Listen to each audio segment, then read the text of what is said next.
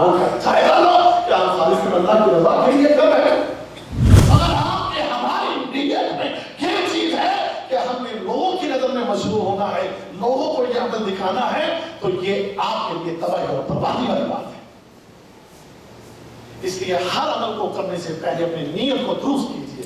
इन्नमल अमाल बिन्नियात, कि अमलों का दारोमदार किस पर है?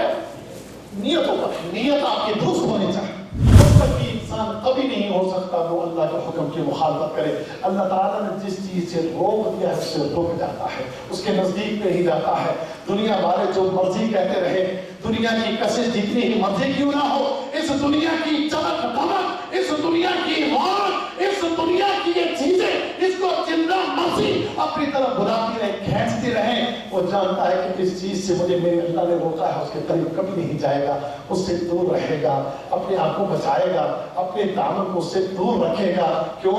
क्योंकि वो जानता है ये चीज मेरे अल्लाह को पसंद नहीं है, मैं अपने रब के हुक्म की खिलाफवर्जी नहीं कर सकता, इससे मेरा अल्लाह नाराज होगा। मैं कोई ऐसा काम नहीं करूंगा कि जिससे मेरा खालिक और मालिक नाराज हो, मैं उस काम से दूर ही रहूं।